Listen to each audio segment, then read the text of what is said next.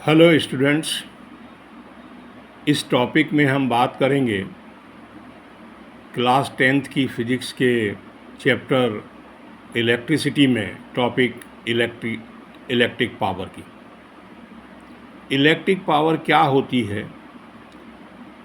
Electric power is electrical work done per unit time, यानी simply हम कह सकते हैं कि rate of work done is called power, यानी electrical work done per unit time is called power, यानी power is equal to work done upon time taken, P is equal to W upon T।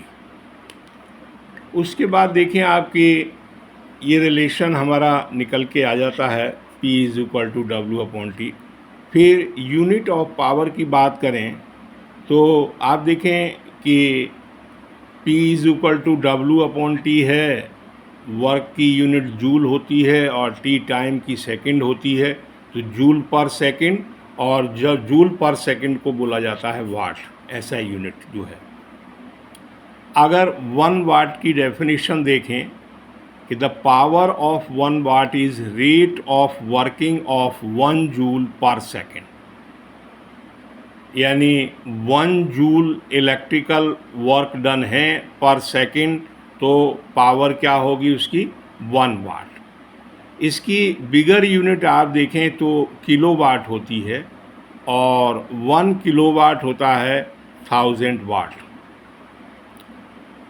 उसके बाद देखें आपके इसको जो power का relation आया है W अपॉन T, और इसको आगे एक्सप्लेन करें यानी पोटेंशियल डिफरेंस और करंट के टर्म्स में, तो वी नो दैट कि पोटेंशियल डिफरेंस की डेफिनेशन से V is equal to W upon की, इलेक्ट्रिक पोटेंशियल या पोटेंशियल डिफरेंस से, वहाँ से Q इज इक्वल टू क्या निकल के आता है IT, यानी करंट इनटू टाइम। ये हम जो है वैल्यू रख देते हैं, तो आप देखें W इज इक्वल टू क्या हो जाएगा V इंटू क्यू, यानी VIT अपॉन T, और T से T कैंसिल हो गया, P is equal to V into I, यानी वी कैन से कि P is equal to V into I। ये एक रिलेशन हमारा निकल के आया। उसके बाद देखें कि और फर्दर रिलेशन निकालें तो we know that V is equal to क्या होता है IR ओम्स लॉ से,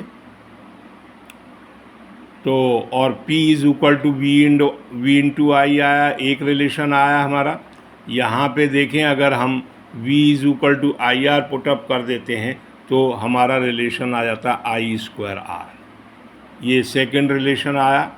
ऐसे ही आप देखें कि इस रिलेशन में आप I की वैल्यू रख दें V अपॉन R, तो क्या हो गया V² अपॉन R। ये 3 रिलेशन बन जाते हैं पावर के, P is equal to V into I, P is equal to I²R, P is equal to V² upon R।